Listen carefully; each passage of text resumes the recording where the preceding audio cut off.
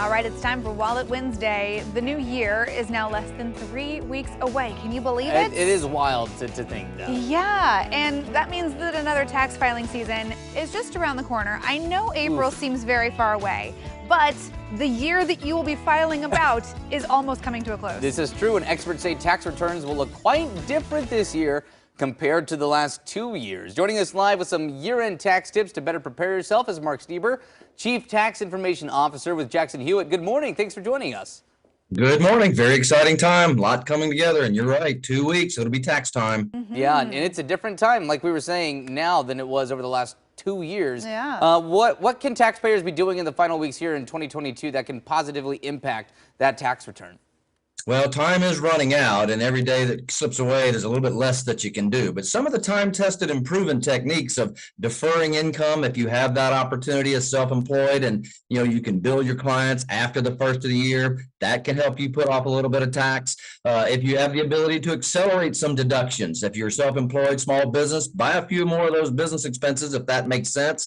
Bunching works if you're a person that itemizes. You can pull some expenses into this year, charitable donations, property taxes, education expenses if you qualify for those. But always talk with your tax pro to make sure those make sense, because you don't want to just write a check, think you're getting a benefit and you don't. The real thing you need to do is beware of refund whiplash. Do not use last year's tax return as a gauge for what to expect. A lot has changed in 2022. A lot of the pandemic benefits went away, child credits less, dependent care credit less, earned income credit changed, a lot of the others. So, get started early, but don't expect it to be like last year. This is not your last year's tax return starting in about 3 weeks. Okay, that's a good thing to keep in mind. Now, it's funny that we're talking about, starting in 3 weeks.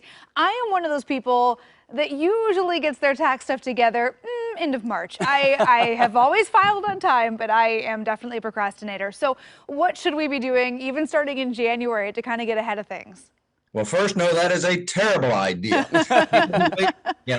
For 3 reasons. You want to file as early as you can. First, if you get a refund, like 3 out of 4 people do every year, you don't have to be Warren Buffett to know, file early, get your money early. That's just smart.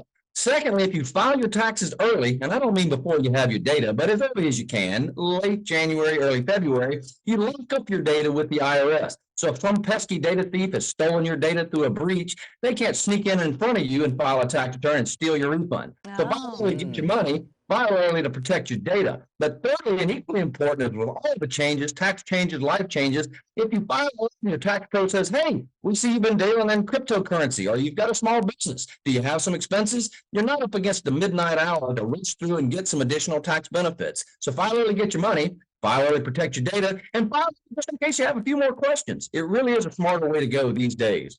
Okay. All right, Emily, you've been put on blast. I know. Put on notice. I'm going to organize in January this year. I'll do it early. Oh, that's great.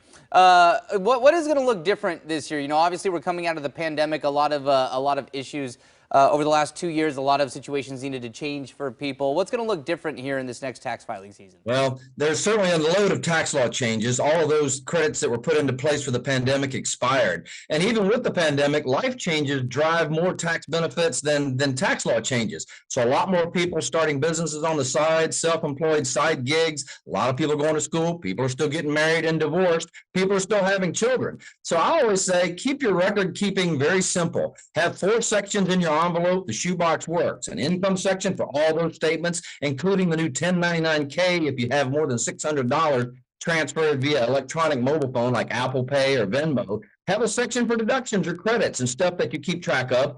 Thirdly, life changes. Tell your tax pro about those. And 40, other. Everybody needs other. So prior year tax return and just other stuff you're not sure what to do with. Bring those to a tax pro, have a better tax experience, and maybe a bigger refund.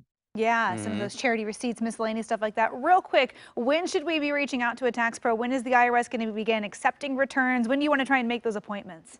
Right now, you want to make a friend. Make sure they're the person aligned with you. They have experience in your business, whatever that is. If you're in the military, if you're self-employed, if you have education, ask your tax pro what their expertise is. Ask what they're going to charge you. And if you don't like what you got, go to a new one. And that needs to start as early as you can. But this year, we're waiting to see if there's any late legislation. Typically about the end of January is when it's normally going to start, but the IRS has not announced that formally.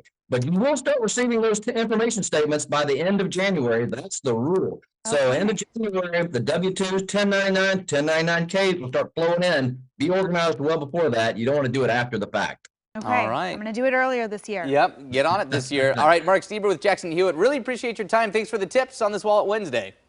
Good day to you all. Thanks, right back at you. And for more filing tips and tricks as we approach that upcoming tax season, just visit their website. That's jacksonhewitt.com. Okay.